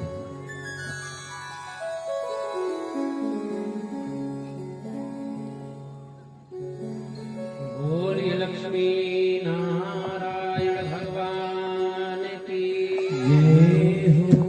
राजा परीक्षित ने कहा, गुरुदेव हमने सुना है भगवान का जो पहला विवाह हुआ था वह राक्षस विधि के द्वारा हुआ था। अपने यहाँ विवाह कई प्रकार के होते हैं, तो सबसे उत्तम विवाह होता है ब्रह्म विवाह, जैसे हमारे और आपके यहाँ होता है। इसको ब्रह्म विवाह कहा जाता है। राक्षस विवाह होता है राक्षस विवाह जिसमें वर कन्या को लेकर भाग जाए, इसको राक्षस विधि का विवाह कहा जाता है। एक गंधर्व विधि है। गंधर्व विधि होता है कि न घर वालों को पता न किसी को, गए कहीं पर विवाह कर लिए, इसको गंधर्व विधि का विवाह कहते हैं। सुखदेव जी महाराज बता रहे हैं, राजन हमने सुना भगवान का पहला विवाह जो हुआ था सर्वप्रथम वह राक्षस विधि से हुआ था। कह रहे हैं भगवान भीष्म सुतां रुक्मिणीं रुचिनानना राक्षसेन विधानेन उपकेम इति श्रुतम्। हमने सुना है कि उनका पहला विवाह राक्षस विधि के द्वारा हुआ था। क्या यह सत्य है? सुखदेव जी बता रहे हैं, हाँ हाँ राजन यह सत्य है। अब सुनो इस कथा को। भगवान का पहला विवाह कैसे हुआ और कहाँ से हुआ? भगवान का पहला विवाह किस प्रदेश में किस राज्य में हुआ बता रहे हैं। क्या राजा सीद भीष्म को नाम विदर्भाधिपति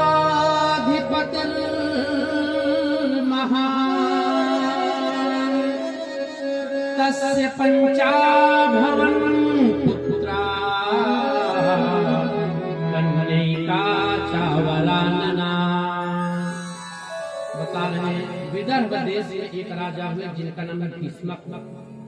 और भीष्मक को एक कन्या और 5 पुत्र हैं। 5 पुत्र एक कन्या। पुत्रों का नाम सुनिए। बताता क्या रहे हैं, रुक्माग्रजो रुक्म रथो रुक्म बाहुर अनंतरः रुक्म केशो रुक्म माली रुक्मणेशां स्वशा सती। सुखदेव जी महाराज बताए राजा भीष्मक को 5 पुत्र और एक पुत्री है। 5 पुत्रों के नाम है रुक्मी, रुक्म रथ, रुक्म बाहु, रुक्म केश, रुक्म माली और एक पुत्री जिसका नाम है रुक्मणी। सबसे बड़ा पुत्र एक दिन गया और जाकर के अपने एक मित्र जिसका नाम है शिशुपाल, राजा भीष्मक की जो पुत्री है वह कोई साधारण नहीं, वह साक्षात लक्ष्मी जी है। लक्ष्मी जी अवतार ली है। लक्ष्मी जी का विवाह शिशुपाल के साथ में तय कर दिया। ये शिशुपाल राक्षस है। आया घर में दौड़ते दौड़ते और पिताजी को बताया, पिताजी हमने अपने बहन का विवाह तय कर दिया है। भीष्मक राजा ने पूछा, पुत्र किसके साथ में तय हुआ? तो कहा, हमारा जो परम मित्र है शिशुपाल के साथ में हमने अपनी बहन का विवाह निर्धारित कर दिया। बारात लेकर आ रहे हैं कल। राजा भीष्मक ने कहा, पुत्र कम से कम एक बार तो पूछ लेना था कि पिताजी मैं जा रहा हूँ विवाह तय करने के लिए, एक बार भी नहीं पूछा। तो राजा भीष्मक पहुंचे, माता रुक्मिणी के पास, पुत्री रुक्मिणी के पास में पहुंचे और भीष्मक ने कहा, पुत्री तुम्हारे भाई ने तुम्हारा विवाह तय कर दिया और कल ही बारात आ रही है। माता ने पूछा, रुक्मिणी ने कहा, पिताजी किसके साथ विवाह तय हुआ? भीष्मक राजा ने कहा, पुत्री तुम्हारा विवाह शिशुपाल के साथ तय हो गया है, निर्धारित हो गया है, कल ही विवाह है, बारात आ जाएगी कल। माता जी ने कहा, पिताजी हमें तो शिशुपाल नहीं, मुझे तो गोपाल चाहिए, मैं गोपाल से विवाह करूंगा। भीष्मक ने कहा, पुत्री तुम्हारे भाई ने तय कर दिया, अब क्या किया जाए? तो माता रुक्मिणी ने एक सुंदर सा 7 श्लोकों वाला पत्र लिखा। क्या 7 श्लोकों वाला पत्र माता रुक्मिणी ने लिखा और एक ब्राह्मण को दिया।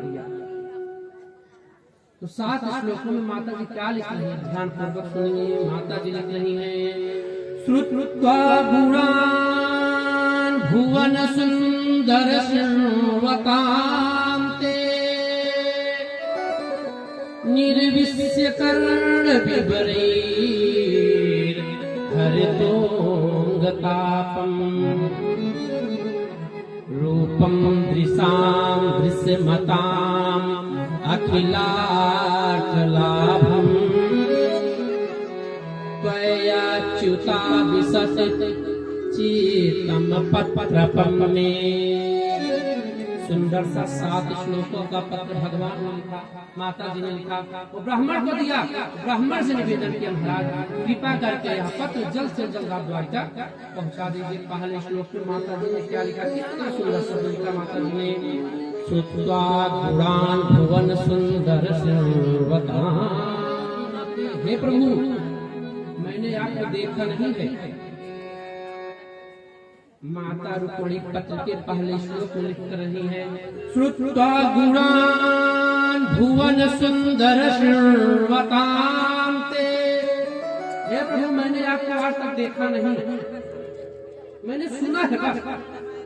हमारे घर में जो कथा होती है, हमारे घर के कथावाचक है देवर्षि नारद जी। नारद जी हमारे यहाँ कथा सुनाते हैं, उन्हीं नारद जी के पावन मुख से मैंने आपके विषय में सुना है, मैंने आपको देखा नहीं। निर्विश्य कर्ण विवरैर् हरितोऽङ्गतापम्।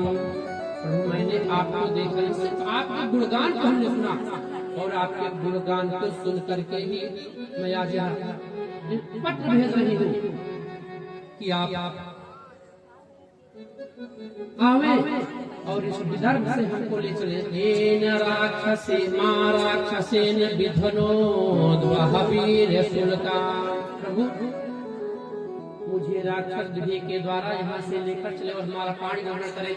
आप आओगे नाथ यहाँ पर, आपको यहाँ पर स्वागत सत्कार आपको नहीं होगा, क्योंकि हमारे भाई के जो मित्र हैं राक्षस लोग यहाँ पर रहेंगे, इसलिए आप मान सम्मान लेकर मत आना। मेरा यही प्रार्थना है, आप आओ और हमको यहाँ से लेकर चलो। न हमारे यहाँ आपका स्वागत होगा, न आपका सत्कार होगा, लेकिन प्रभु मेरी यही इच्छा है, एक सिंह के भाग को एक श्रृगाल लेकर न जावे, इसलिए मैं आपको यह पत्र लिख रही हूँ, आप हमको ले चले। राक्षस विधि के द्वारा आप हमसे विवाह करें। पत्र लेकर सुदेव नामक ब्राह्मण पहुंचा द्वारिका। भगवान के हाथों में पत्र देते हुए सुदेव ने भगवान ने ब्राह्मण देवता का सत्कार किया ब्राह्मण देवता से भगवान ने पूछा कहाँ से? ब्राह्मण देवता ने कहा महाराज मैं विदर्भ राज से आ रहा हूँ। भगवान समझ गए विदर्भ में तो राजकुमारी रुक्मिणी का विवाह हो चुका है। ब्राह्मण ने कहा महाराज यह पत्र आपके लिए है, आप इसको पढ़ लीजिए। भगवान ने कहा ब्राह्मण देवता आप ही इसको बाँचिए। ब्राह्मण देवता ने पत्र को बाँचा, भगवान पढ़े। भगवान ने कहा कैसे पहुंचा जाएगा, एक दिन में, कल ही विवाह है और आज ही पत्र मिल रहा है, कैसे विदर्भ पहुंचे? ब्राह्मण ने कहा प्रभु आपको पहुंचना नहीं है, आप तो हर जगह पे हैं, आप यह बात किसी और से कहिए कैसे पहुंचे, आप तो हर जगह पे। भगवान ने कहा ब्राह्मण देवता जब से मैंने रुक्मिणी देवी के विषय में मैंने सुना है तब से मुझे रातों रात नींद नहीं आती। मेरी भी नींद उनके गुणगान को सुनकर उड़ गया है। यह मैं नहीं, भागवत जी में लिखा गया क्या? तथाहमपि तच्चित्तो निद्रां च न लभे निशि। भगवान बता रहे हैं ब्राह्मण देवता जब से मैंने रुक्मिणी के रूप सौंदर्य गुणगान को सुना है तब से मुझे रात में नींद नहीं आती, मेरी नींद उड़ गई है।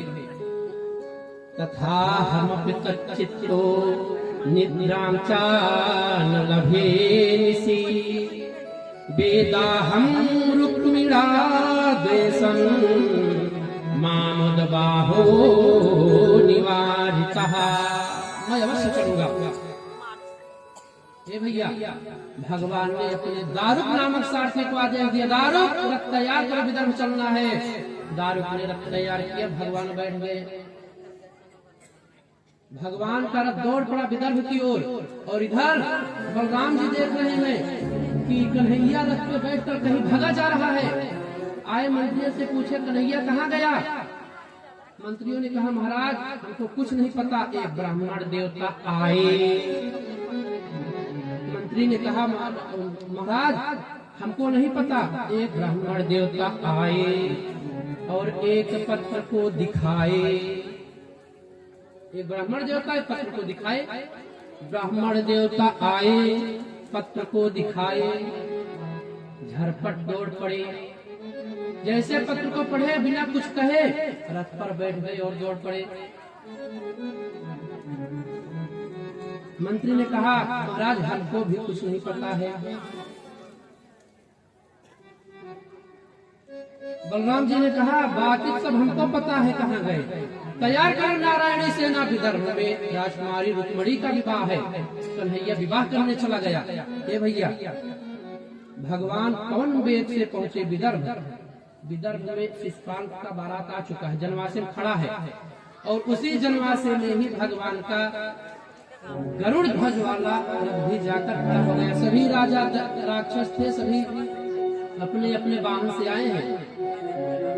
जैसे आज सभी लोग जाते हैं अपने वाहन से, वैसे ही उस समय सभी राजा राजकुमार अपने अपने रथ से विवाह में जाते थे। जनवासे में जलपान की व्यवस्था है, उसी में भगवान का भी रथ पहुंच गया और भगवान के रथ पर गरुड़ जी का पताका लगा हुआ है। अब क्या हुआ? शिशुपाल कह रहा है अपने मित्रों से अरे देखो यह कन्हैया मेरे बुआ का लड़का है, लेकिन मैंने इसको निमंत्रण नहीं दिया, ये कहाँ से आ गया? तो मंत्रियों ने समझाया महाराज हो सकता है आपने निमंत्रण न दिया हो, लेकिन कहीं घर वालों से इनका संबंध हो, लड़की के पक्ष से कन्या पक्ष से तब तो आ सकते हैं। कन्या पक्ष में बात पहुंचा, कन्हैया आ गया है। रुक्मिणी ने कहा चोर कन्हैया विवाह में पहुंच गया, कौन बुलाया इसको? तो मंत्रियों ने कहा अरे महाराज क्यों व्यर्थ चिल्ला रहे हो? अरे आपकी तरफ से निमंत्रण नहीं है, तो शिशुपाल के बुआ का लड़का है, हो सकता है शिशुपाल निमंत्रण दिए हो। भगवान का गरुड़ ध्वज वाला रथ जनवासे में खड़ा है। हुआ क्या, भगवान को माता जी ने बताया था प्रभु मैं आपको कहाँ मिलूंगी? तो माता जी ने बताया था प्रभु मैं आपको गौरी पूजन के समय नगर के बाहर मिलूंगी। शिशुपाल ने कहा देखिए कन्हैया आ गया है, मेरा शत्रु है, हो सकता है विवाह में कोई अवरोध डाल दे। राक्षसों ने कहा नहीं नहीं चिंता मत करो महाराज, आप दूल्हा बने बैठे रहिए, हम लोग हैं, यह व्यवधान डालने नहीं पाएगा। भगवान श्री कृष्ण वहां से रथ जनवासे से रथ को निकाले और पहुंचे मंदिर के पास में, जहां माता रुक्मिणी उपस्थित है। और वहीं पर माता रुक्मिणी भगवान का प्रतीक्षा कर रही है कि मैंने भगवान को यही आने का आदेश दिया, समय दिया, भगवान यहीं पर आएंगे। देखते ही देखते भगवान का रथ पहुंच गया माता जगत जननी जगदम्बिका गौरी माता के मंदिर के पास में। आज तक माता रुक्मिणी भगवान को देखी नहीं है, तो पहचाने कैसे? मंदिर के पास खड़ी होकर माता रुक्मिणी चारों तरफ देख रही है कि कैसे पहचाने भगवान कौन है, कन्हैया कौन है, द्वारकाधीश कौन है। लेकिन मन में यह है कि जो सबसे सुंदर पुरुष होगा वही द्वारकाधीश है, यही एक पहचान है। और इधर शिशुपाल कह रहा है ध्यान दीजिएगा, कन्हैया का रथ यहाँ से गया है, हो सकता है कोई गड़बड़ी करे। जरासंध ने कहा महाराज चिंता मत करो, हम लोग बारात में खाने पीने नहीं आए हैं, हम लोग आए हैं आपका रक्षा करेंगे, आपकी बारात की शोभा को बढ़ाएंगे, आप चिंता मत करो। हुआ क्या? सैनिक को लगा दिया गया मंदिर के पास में कि राजकुमारी रुक्मिणी की रक्षा करिए आप लोग, किसी भी प्रकार का कोई व्यवधान न आने पावे। भगवान को देखकर जितने भी सैनिक थे सभी अचंभित हो गए, भगवान के रूप सौंदर्य को देखकर सम्मोहित हो गए। भगवान रथ पर खड़े हैं, एक सैनिक देख रहा है, कह रहा है देखो देखो कितना सुंदर पुरुष इस गरुड़ ध्वज वाले रथ पर उपस्थित है। अरे मित्र मैं क्या बताऊं, रुक्मिणी का विवाह वैसे शिशुपाल के साथ हो रहा है, लेकिन शिशुपाल वाला ठीक नहीं है। रुक्मिणी के अनुरूप तो यह गरुड़ ध्वज पताका पर जो बैठा है यही वर है, कितना सुंदर है ये भैया। विवाह में कौन क्या चाहता है संतों ने बताया, साहित्यकारों ने बताया। कन्या यह सोचती है कि मेरा जो वर हो, जो पति हो, बहुत सुंदर हो। सैनिकों ने कहा कि रुक्मिणी के अनुरूप शिशुपाल है नहीं, यह गरुड़ ध्वज पताका वाला जो पुरुष है यही दूल्हा बनने लायक है। तो आचार्यों ने बताया कि विवाह में कौन क्या चाहता है, तो बताइए कन्या वरेयते रूपम। कन्या चाहती है कि जो वर हो वह A1 क्लास वाला हो, सुंदर हो। कन्या वरेयते रूपम माता वित्तम पिता कुलम।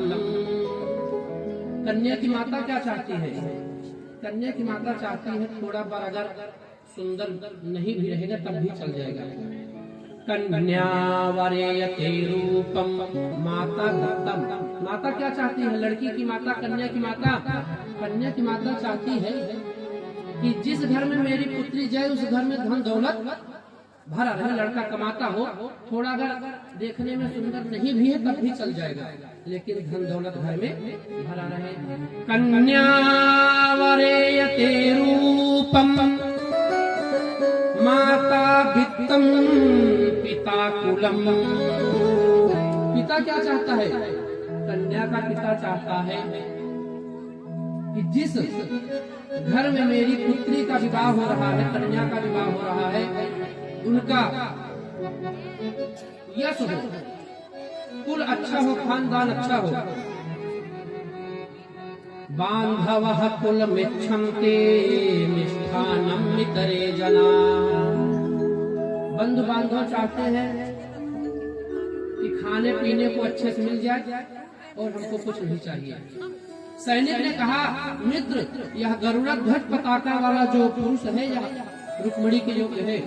तब तक दूसरे ने कहा अरे देखो देखो कितना सुंदर है, अरे इसके गले में जो मड़ियों की माला पड़ी है यह कितना सुंदर दिख रहा है। तब तक तीसरे ने कहा अरे मड़ियों की माला क्या देखो, इसके रथ को देखो, रथ कितना सुंदर है। और भगवान धीरे धीरे रथ से नीचे उतर रहे हैं। भगवान नीचे उतरना प्रारंभ कर दिए। तब तक तीसरे सिपाही ने कहा अरे देख रहे हो रथ से कैसे नीचे उतर रहा है, कितना सुंदर दिख रहा है। चौथे ने कहा देखो कितना सुंदर चल रहा है। भगवान रथ से उतरे, उतर के माता रुक्मिणी के हाथ को पकड़ लिए, सिपाही खड़े खड़े कहने देख रहे हैं। अब देखो रुक्मिणी का हाथ इस पुरुष के हाथ में कैसे दिख रहा है, कितना सुंदर जोड़ी दिख रहा है। भगवान माता रुक्मिणी को पकड़ के धीरे धीरे रथ की तरफ चल दिए, रथ पे बैठा लिए, रथ को मोड़ दिए द्वारिका की तरफ। एक सैनिक कह रहा है, देख रहे हो रथ कितना सुंदर भग रहा है, कितना सुंदर रथ जा रहा है। खड़े साथी ने कहा, रे हम लोग यहाँ पर क्यों खड़े हैं? कृष्ण ने कहा, रुक्मिणी की रक्षा करने के लिए। सैनिक ने कहा, रुक्मिणी की रक्षा क्या, रुक्मिणी का तो हरण हो गया। रुक्मिणी गई। भगवान रुक्मिणी माता को रथ पे बैठा कर विदर्भ देश से चल पड़े। हाहाकार मच गया, रुक्मिणी हरण हो गया, रुक्मिणी हरण हो गया। शिशुपाल ने कहा, तुम सभी लोग नशा कर करके पड़े रहो, यहाँ रुक्मिणी का हरण हो गया। जरासंध ने कहा, मुझे चिंता मत करो, हम लोग अभी रुक्मिणी को ले जाएंगे। सभी लोग दौड़ पड़े भगवान के पीछे पीछे, भगवान को पकड़ने के लिए। आगे आगे भगवान, पीछे पीछे शिशुपाल और जरासंध के सैनिक लगे हुए हैं। और उधर से बलराम जी नारायणी सेना लेकर पहुंच गए। बोलिए लक्ष्मी नारायण भगवान की। जैसे द्वारिकाधीश का जयकारा हुआ, भगवान श्री हरि ने सोचा कि यहाँ पर कहाँ द्वारिकाधीश का जयकारा लग रहा है, तो पीछे मुड़कर देख रहे हैं कि बलराम जी द्वारिका के सैनिकों को लेकर इधर पहुंच चुके हैं। बलराम ने कहा, कन्हैया अरे विवाह करना था तो पहले बता देना था, विवाह करवा दिया जाता, तू भाग आया अकेले। और यहाँ पर जितने राक्षस थे सब एकत्रित है, अभी कुछ अनहोनी हो जाए तो क्या किया जाता। भगवान ने बलराम जी से क्षमा याचना किया। भगवान ने कहा, बलराम जी ने कहा, कन्हैया तुम चलो द्वारिका, हम लोग आपस में समझते बुझते हैं। वहीं पर बलराम जी के द्वारा भगवान श्री कृष्ण ने रुक्मिणी माता के भाई का अर्ध छोर कर्म कर दिया, आधा बाल और आधा मूछ मोड़ दिया, बना के वहीं पर छोड़ दिए। माता रुक्मिणी ने कहा, प्रभु हमारे भाई की हत्या मत करिए, नहीं तो कलंक लग जाएगा। बहन शादी करने के लिए बहन का और भाई का वध हो गया। भगवान ने कहा, देवी मैं इसको दंड दे रहा हूँ, इसका वध मैं करूंगा नहीं। भगवान ने रुक्मिणी को वहीं छोड़ा और माता रुक्मिणी को लेकर द्वारिका आ गई। द्वारिका में आने के बाद अब भगवान सविध माता रुक्मिणी से विवाह करेंगे। बलराम जी को जिम्मेवारी मिल गई कि जाइए, जाकर सभी को निमंत्रण देकर आइए कि कन्हैया का विवाह होने वाला है। बलराम जी जाते, जिसके घर पूछते, बाबा चलो बारात चलना है, तो लोग पूछते, भैया बारात कहाँ जाएगा? तो बलराम जी कहते, क्या बतावे, लड़की वाले खुद यहीं पर आ गए हैं। फिर दूसरे द्वार पे जाते, बाबा चलिए बारात जाना है। अगला पूछे, कहाँ बारात चलना है? बलराम जी सोचते, क्या बतावे बारात कहाँ चलना है। बलराम जी कहते, अरे बाबा चलिए तैयार होइए। तो बाबा पूछते, बताइए बारात चले कहाँ, कहाँ बारात चलना है? बलराम जी कहते, बारात वाले यहीं पर आ रहे हैं, लड़के वाले।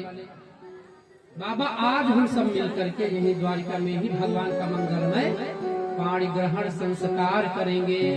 सब से भगवान का मंगलमय पाणी ग्रहण संस्कार वैदिक विधि के द्वारा संपन्न होगा। सुखदेव जी महाराज राजा परीक्षित को बताते हैं, भगवान भीष्म सुता मेवं निर्जित्य भूमिपान पुरमानीय विधवदोप एमे ऊर्ध्वः। माता रुक्मिणी को लेकर आए और द्वारका में विवाह का मंडप बनाया गया। मंडप में वेदियों का निर्माण हुआ। आचार्यों को बुलाकर तब भगवान का विधिवत पाणी ग्रहण संस्कार हुआ। आइए अब हम सब भी मिलकर भगवान के इस पाणी ग्रहण संस्कार में मंगलमय विवाहोत्सव में सम्मिलित हो जाते हैं। इस प्रकार द्वारका में भगवान का मंगलमय विवाह हुआ। क्या आओ मेरी सखियों मुझे मेहंदी लगा दो। कैसे सभी देवी देवता इस पावन क्षण का अवलोकन करने के लिए द्वारिका में उपस्थित हैं कि आज भगवान श्री हरि का द्वारका में विवाह संपन्न हो रहा है। आओ मेरी सखियों मुझे मेहंदी लगा दो, आओ मेरी सखियों मुझे मेहंदी लगा दो, मेहंदी लगा दो, मुझे ऐसे सजा दो, मुझे श्याम सुंदर की दुल्हन बना दो, मुझे श्याम सुंदर के दुल्हन बना दो। आओ मेरी सखियों मुझे मेहंदी लगा दो, आओ मेरी सखियों मुझे मेहंदी लगा दो, मेहंदी लगा दो, मुझे ऐसे सजा दो, मेहंदी लगा दो, मुझे ऐसे सजा दो, मुझे श्याम जय हो दुल्हन बना दो, मुझे श्याम सुंदर की दुल्हन बना दो, मुझे श्याम सुंदर की दुल्हन बना दो, मुझे श्याम सुंदर की दुल्हन बना दो।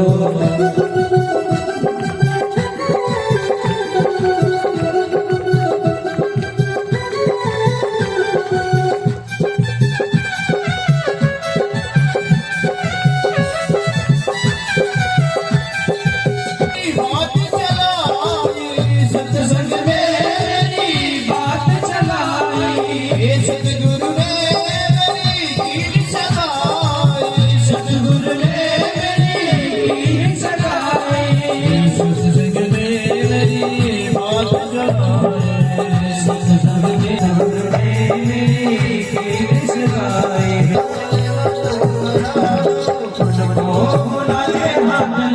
तो करा दो, जय हो मुझे श्याम सुंदर की दुल्हन बना दो, दुल्हन बना दो, दुल्हन बना दो, दुल्हन बना दो, दुल्हन बना दो, मुझे श्याम सुंदर की दुल्हन बना दो, मुझे श्याम सुंदर की दुल्हन बना